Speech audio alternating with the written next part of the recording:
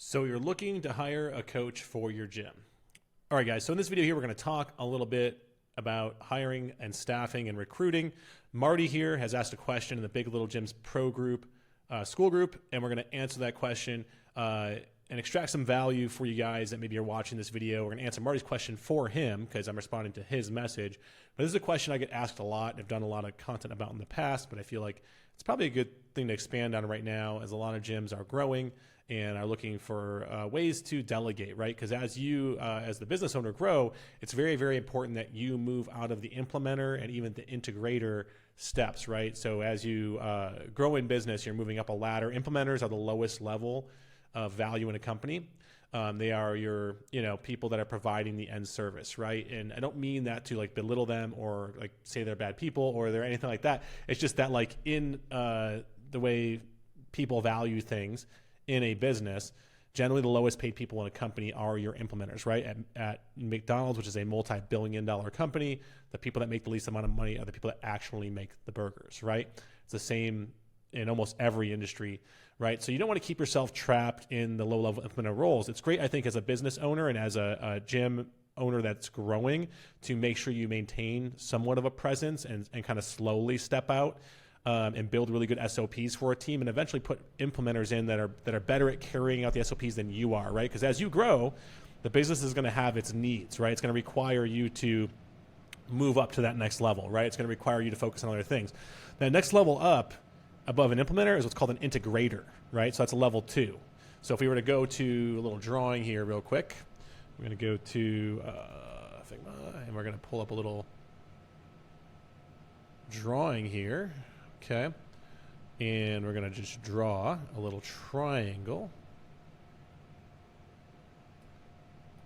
We have the low level, the mid levels, and the top level. And this is the top of the mountain here. We want to get up here as a business owner, right? And we have the lowest level is an implementer. Okay. And next level up is a integrator,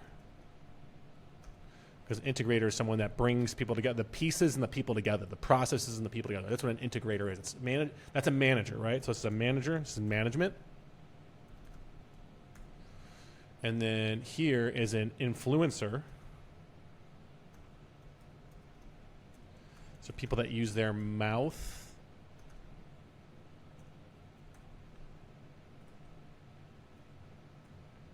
okay, and at the very top level, this is an investor. Okay, this is people that use their money. So here, influencers, money, mouth, and mind. Okay, and these implementers are people that use muscle. Okay, so this is the lowest level here, and the reason why it's valued the lowest is because everybody has it. Everybody has muscle to some degree. Everybody can use their body to do something, right? Anybody can go, if you're a CrossFit gym owner, anybody can go get the level 1, call themselves a CrossFit coach, and physically take their body to a CrossFit gym or start a CrossFit gym and start doing it. It doesn't mean they're skilled. It doesn't mean they know how to build a business. It just means they can physically do the thing, right? And there's a lot of very talented implementers that would love to make $20, $30, $40 an hour coaching classes. So you can go work on the next level up, which are generally, like if we were to value this, these are, range of price, range of value.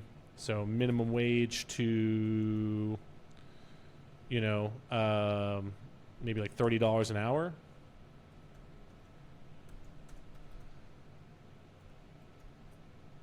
Right? It's kind of like your rate here. Bold that. We're going to make this one red. We're going to center this up there. Okay. And then integrators, which are your managers, these people generally make, $50K to, $500K a year. Average, though, is like $75K. Okay, that's what most managers make. Average here is like $18 an hour. 75K average. Okay, now influencers, and I say influencers, I don't mean like social media influencer, even though like that is an example of this at the highest level, right? Influencers are people who help to carry out vision. They have a plan. They are strategizing. They're steering the ship, right? Their job is to influence the managers, to get the implementers to carry. The manager's job is oversight and like dotting the I's and crossing the T's and making sure everybody's where they need to be. That's a lot of work, right? A lot of people grow businesses and think that because they've moved into management of their business that they are business owners, when in reality, that's a job that if you sold your business, someone else would have to do, because making sure everybody's in the right spot is a lot of work, right? Like even in the construction world, like being a general contractor, which is the guy who just manages all the subcontractors to get a job done, and being the person that talks to the engineers and gets the plans from the engineers to the subcontractors to build the things. That is a job that takes a lot of work, right? And even though they're not the ones doing the work, right? Influencers, these people, it can be anything from zero if you're not good at it. But as far as upward mobility for an influencer, I mean, it's like 10 million a year, maybe more. Right? So there's that. Let's center this up. But I'd say generally like the average influencer, like a business owner that's in a position of influence in their local area, I mean, it's probably starting at like 100K, 150K. Somewhere around there. And then investor here, money and math.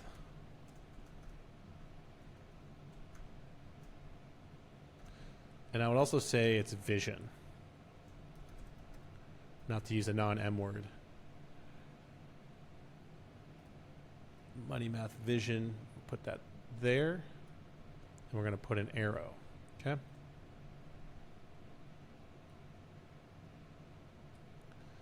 So that's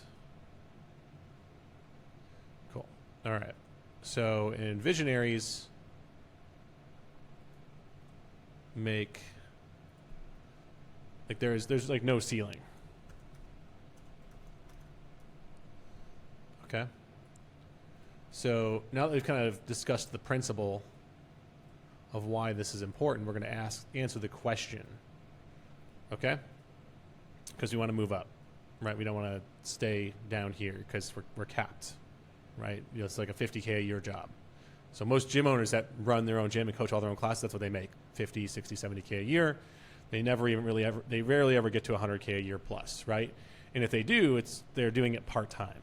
But anybody full-time coaching all the classes themselves, generally, there might be an outlier out there. Someone will comment somewhere and prove me wrong, but it is very rare, and I wouldn't leave it up to chance, right? I wouldn't want to play the odds on that one, because odds are you're going to get stuck in a low salary position and having a limited impact on the people you can serve, right? So there we go. There's our dealio. Let's answer the question, okay? So I've gone through the hiring training, so he's gone through. There wasn't anything about how to find good talent. I'm looking at hiring a coach. Now, the reason why we, in our past training, haven't gone deep on specific tactics to hire talent is because it changes, right?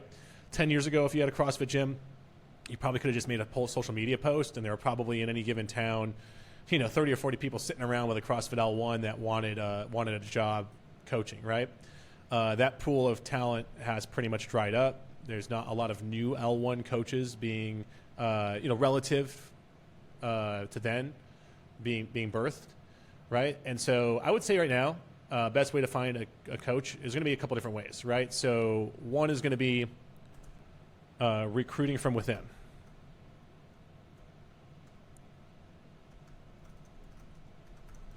Right. And so with this, you're building a system for creating coaches, right? And someone who's done this really, really well in our program is John Gallup. John Gallup owns Level Wad. That's his gym, and his gym does, I think he's a 50K club gym, or at least pretty close. But he actually sells a certification at his gym to become a to earn your Level Wad certification. He doesn't really sell it as a coaching cert. he does mention that it's a value point that you can become a coach, because he doesn't want to make the promise that if you get the cert, you are guaranteed a job. It's more of like a next level of ascension for people that really love what Level Wad does at his gym. It's just like what CrossFit did, for example, right? They gave away CrossFit programming. They built a tribe and a culture and a cult even around CrossFit. And there are people that loved it so much they wanted to get their Level 1 certifications.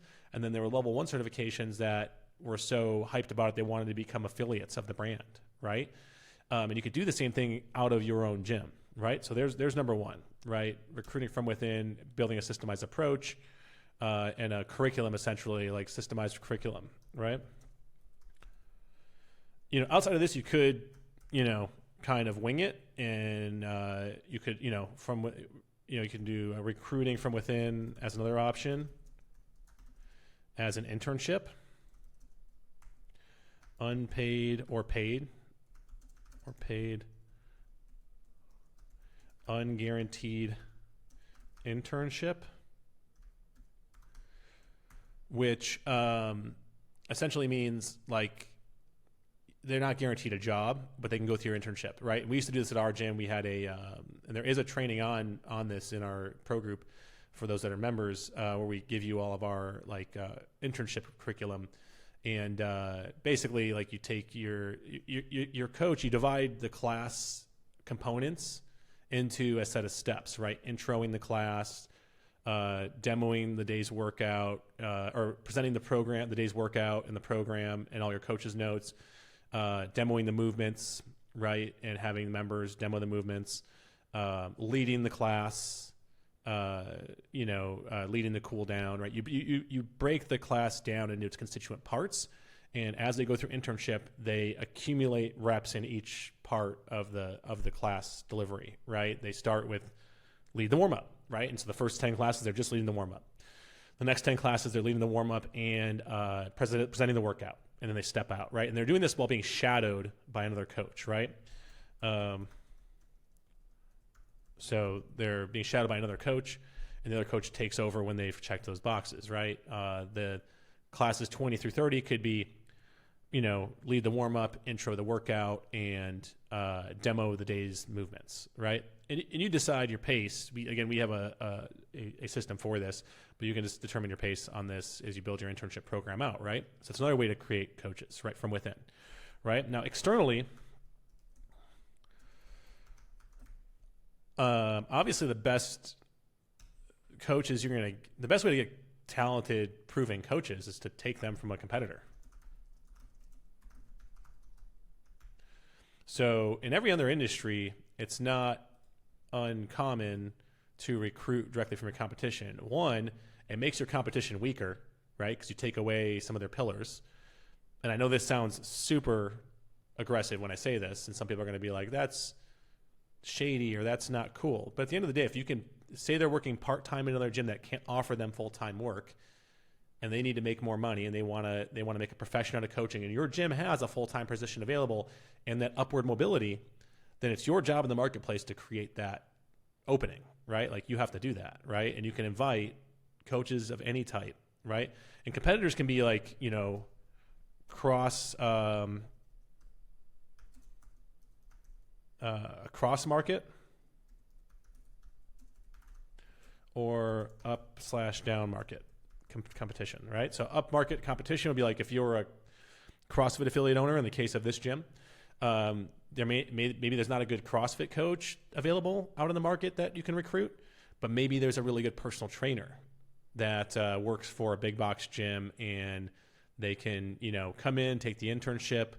They can get their L1 in that time, and then they can become a coach, right? At the end of that, right? Or you can go down market. Maybe they're not a CrossFit coach, but maybe they coached at, I don't know, some other type of gym that's down market from a CrossFit membership, right? Or a cross market would be like just taking directly good coaches from other gyms, right? Other CrossFit gyms if you're a CrossFit gym, right? So, hey, like that coach, again, that gym owner might hate you for it because you're taking their part-time coach and leaving them up the creek without a paddle. But at the end of the day, if that coach is looking for full-time upward mobility and you can provide it with benefits at your gym, then it would be your job to make sure they can find you, right? At the end of the day, you're serving that employee better than the other person can, right? And this is a big part of how companies grow is they take, I mean, if you wonder why there was all these layoffs recently between all the tech companies back in 2023, it's because all of those companies overhired all the talent so their competitors couldn't get them, right? So the reason why they laid them all off in 2023 is because in 2020 they were hiring because the AI boom was happening. So in order to secure all the talent so the competitors couldn't get them, they just took all their cash and hired all the AI talent.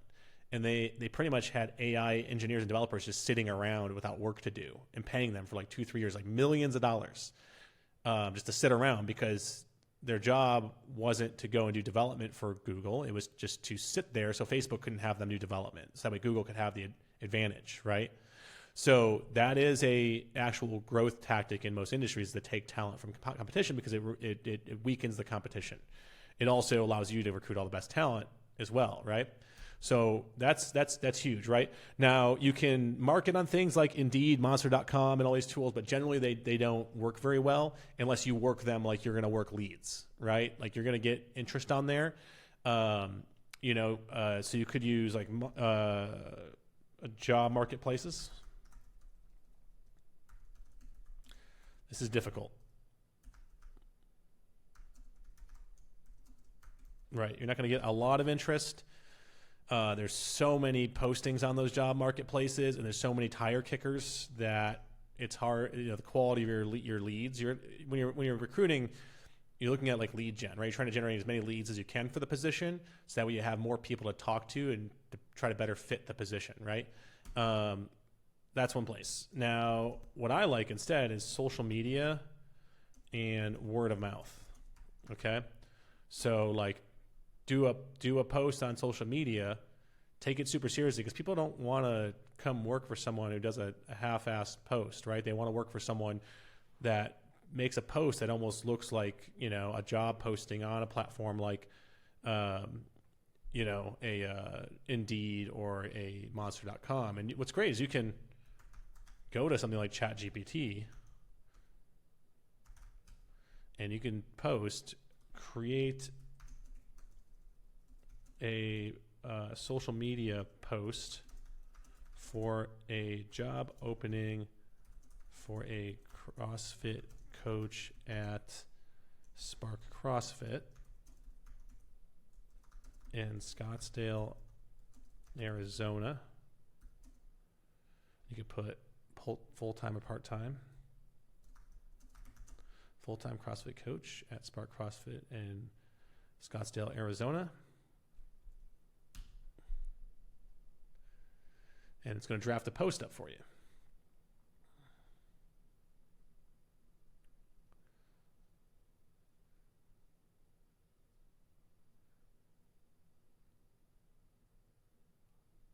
Cool. And there you go. There's your post, right? And you can tell it if you have a pro account or a premium account on ChatGPT, say, make a image,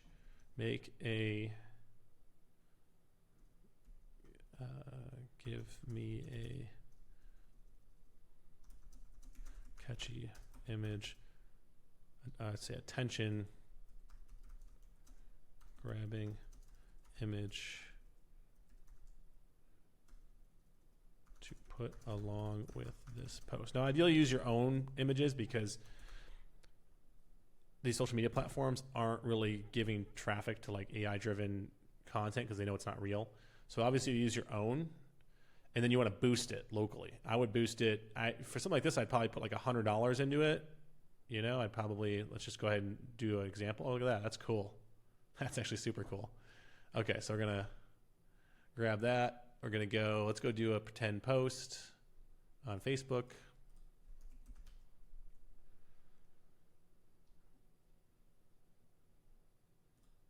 And let's go to one of my pages I don't really use. See all profiles.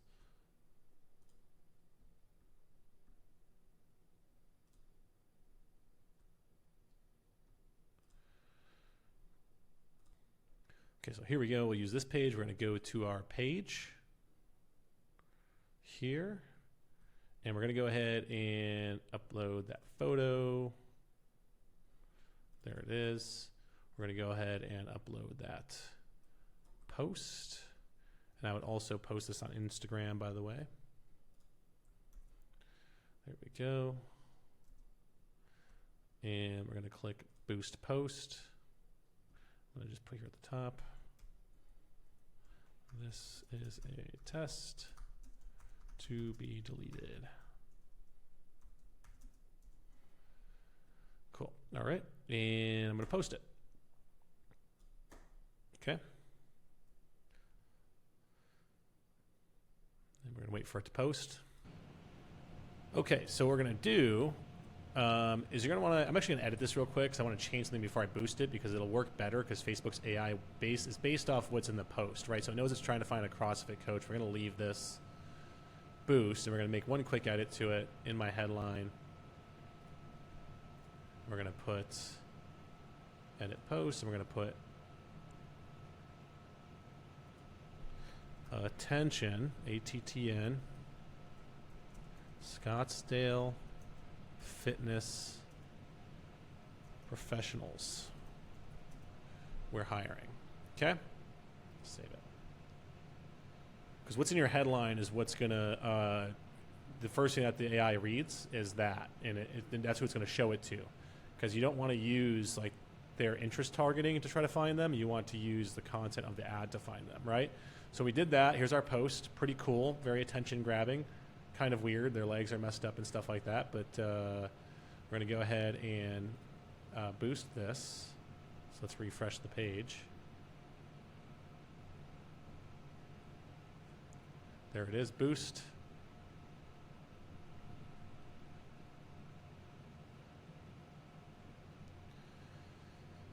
And what you want to do is set your goal here. So we're going to click change. You can click automatic if you want. If it's a video, you can do video views, more engagement.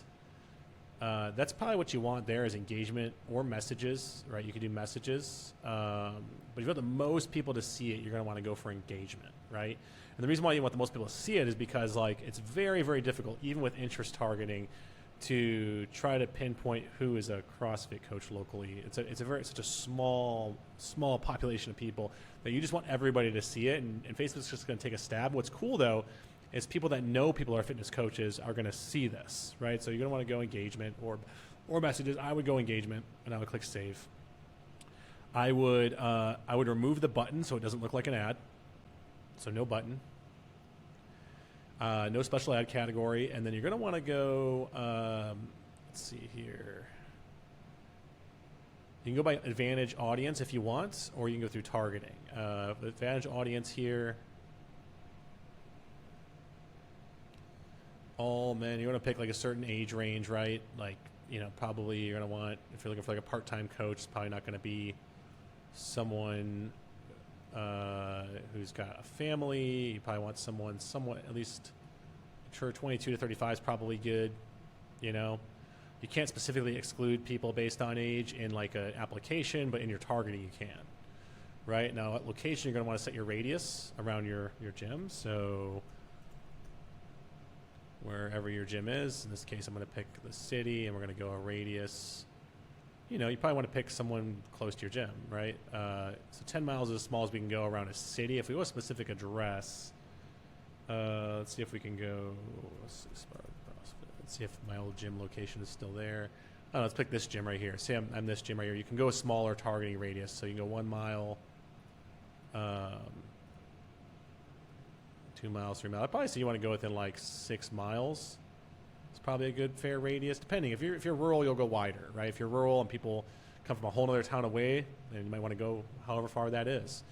Detailed targeting, this is where you can target people based on interest. And I wouldn't use this because it's going to really kill the reach of your ad. So you could go people that are interested in fitness and wellness, but in my opinion, my experience, is this targeting is not very good. I would leave this blank and it'll just show it to as many people as it can in this bubble. And that's what you want, because ultimately it stands a better chance of being seen by the people you wanted to see it if it's just being shown to everybody. So we click save audience and we do that. You can also, that's the Advantage audience, which is based on your page details. It will automatically adjust to reach more people who have the interests related to your business, right? So it's going to do the interest targeting for you. I'd probably recommend that because that uses their AI to read the ad and your page and find people who are likely to be interested in it. And then I would probably go, I'd put a good amount into this, right? I would probably, if this is a key hire, you probably want to give it a couple of weeks so they see it a lot. And you might even want to spend, I don't know, a couple $100 on this. That's still going to be cheaper than using a service like Monster or Indeed. And right here, it's showing your reach. I think on a daily, this is your audience reach each day, 1.6 to 4.7K people. So 1,600 to 4,700 people in your radius for that $200 over 14 days. So it's $200 in total. And the great thing about it being an engagement post is it's going to get showed to people that are likely to share it and comment on it, right? And with that, it's more likely it gets seen by who you want to see it, which is a good coach maybe considering a job, right? You could put your pixel in here if you wanted. You don't have to use a pixel, and then just pay for it with your ad account here on Facebook, right? I would make sure your placements here, these are Advantage placements. It says it's going to choose where to show it. Facebook, Messenger, Instagram, Meta Audience Network. If you toggle that off, you can then select you want it to be on Instagram or Facebook. I would pick both. You can also just pick Advantage placements, and it'll just target based on where it thinks your people are there if you want. Then you just publish it, and it'll basically boost the post out to that audience. That's what I would do. That's where I would start. It's not, you could spend the $200 and not get a single lead on this. I would make sure go back to your ad. I would probably put link to an application that they could fill out, or come back after you boost it, go to the comments, and in the comments, in the first comment, put a link out to the page, right? So you'd go back. I'm not going to publish this, but if I go back to the post, you'd put in the first comment and put an arrow, a finger, interested, submit your application for the position here.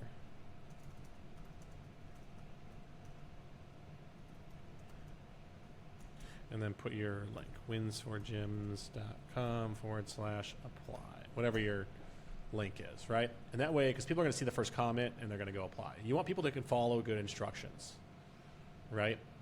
Okay. So that's where I would start, because social media, everybody's on it. Most people looking for work are on it. You could post to, those other job platforms if you want. You can publish to things like Facebook Marketplace if you want, Craigslist if you want, but generally this is the best way. Just to round out our answer here, this person needs to be a good CrossFit coach. And you want to, of course, let's see, you can take this, what he posted here, and I could ask ChatGPT.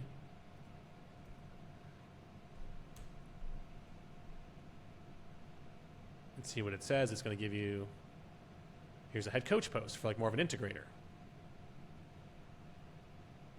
Right, and it'll spell that all out for you, and you can tell it to give me a attention grabbing image to put with this post. And it's going to think, and it's going to give us an image. I think you have to have the paid ChatGPT account to do this. And again, if you can use your original media, that's always best, but this is actually pretty cool. I mean, that would definitely work. I mean, it's a little weird, but it'll catch people's attention, especially the missing leg of this guy right here. It always messes up. Oh, that's cool right there. That's super cool. Yeah, that actually, the contrast on that would really grab someone's attention. So I might actually use this. I would try it out. But I would also, as you're doing this, I would repost. I would boost again. You could be $1,000 into boosted posts before you find the person. But remember, acquiring good talent is an investment worth making. It's very rare in any walk of business or industry that you don't spend money to acquire talent. You don't invest money and time into finding talent. it's literally the lifeblood of a growing business, is to take the recruiting and hiring process so seriously that you're going to need to invest in trying to find those people on these different channels, right? I would also let your members know, right? To say like, hey, if you know anybody who's coached at a gym before, would make a good coach, would be interested in the position, please let them know. If you yourself are interested, we have an internship process you can go through. And if you offer incentive to help them get their, say, CrossFit Level 1 certification, then you can let them know about that. So yeah, guys, that's it. Hopefully that's helpful for you. If you're watching this video, throw me a like, a comment. And of course, if you're watching this on any of the platforms where you can subscribe, please do, because that would let me know that this video is valuable to you and others. And it helps me know to create more videos like this. That's it, guys. Have a great day. Bye.